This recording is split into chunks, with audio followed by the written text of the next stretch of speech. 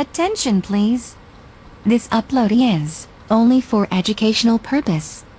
No intention to infringe copyrights. Learning English with subtitles. GPITRAL. GPITRAL. Definitely a must-see. Follow us.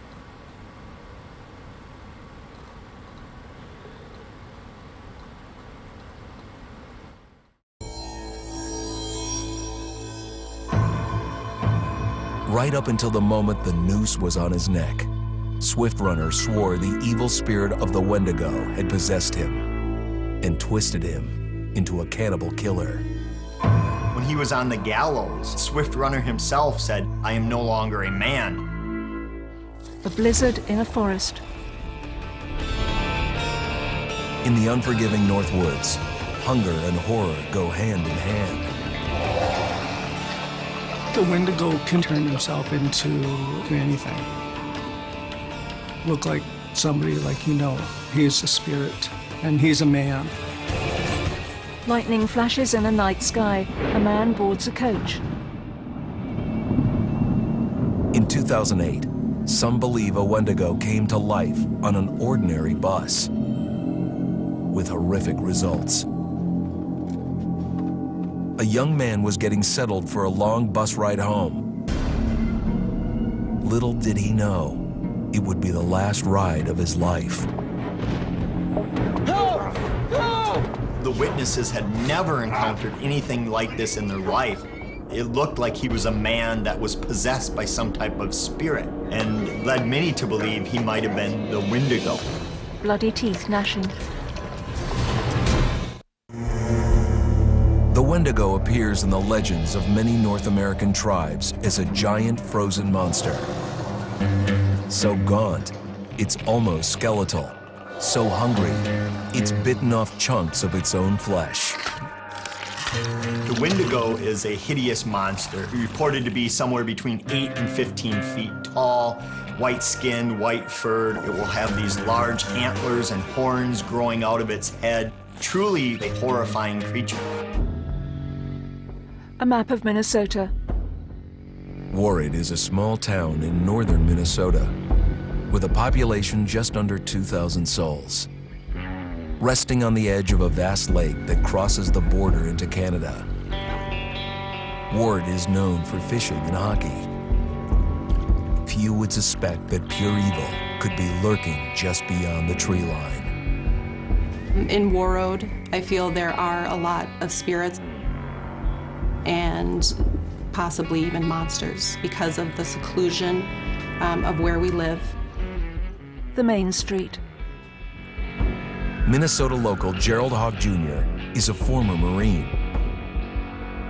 Surprisingly, the war he fought in Afghanistan was not Gerald's most chilling encounter. That took place when he was only 10, in his own hometown. Gerald has never spoken of the incident until now. I'm a Marine.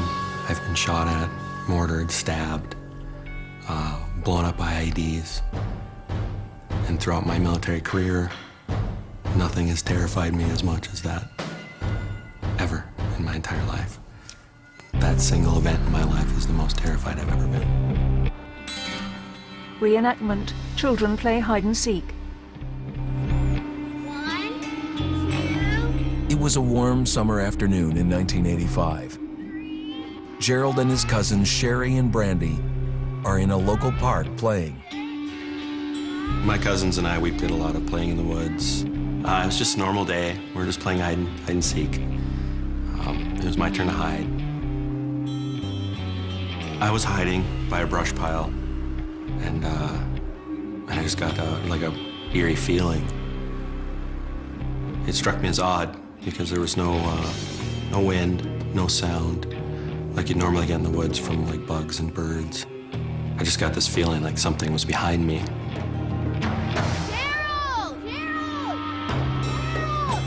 Gerald! I guess he went home. We were playing hide and go seek, and Gerald had disappeared, and we were a little concerned about where he was. We weren't sure if something really had happened to him. This figure stood up It's huge. It couldn't have been more than 5-8 feet away from me. The body of a man, but the head of like an elk. It looked very, very powerful, very muscular. I realized that something was wrong right away when I saw its eyes. Its eyes were just red, bright red. And then an overwhelming feeling of just terror, sheer terror. I haven't felt that since, even in my military career. I was rooted to the spot. I couldn't move. I just could not move. All of a sudden in my head there was a voice of an old woman, an ancestor, just warning me. And it kept screaming louder and louder in my head, telling me to run. Don't look it in the eyes. Run away. It broke me free of this like trance I was in. The creature snarls. I turned away from it and never looked back and ran. I ran as fast as I could. That was a traumatic experience for me. And it stuck with me to this day. He returns to the girls. Where have you been? We've been looking for you forever. Gerald, he didn't say a lot, but he did seem like he was frightened. The experience that he had with the Wendigo does change a person. I think it changed Gerald. It changed me because for many years I was always afraid of seeing it, afraid of it coming for me. To this day, this hardened Marine can't forget what he witnessed. I never want to have that experience again, ever. I don't go to that park. I still avoid it to this day. Kids on roller skates in the sunny park. The sky glows red over a forest. Even today, there's a belief that a Wendigo can show up anytime, anywhere. 250 miles north of Fargo, North Dakota, one might have appeared on an ordinary bus. July 30th, 2008, a Greyhound bus was en route to Winnipeg with 36 passengers aboard. One of them, a young man on his way home, was just falling asleep. It was sometime later that another man got on the bus with a duffel bag and black sunglasses. His name was Vincent Lee. He came onto the bus and seated himself at the back. The bus drove on for another hour. Then, something monstrous overtook Lee. Reenactment. He takes off his dark glasses. The Wendigo snarls. Lee looks out of the side of his eyes. His mouth distorts. He reaches into his duffel bag for a knife.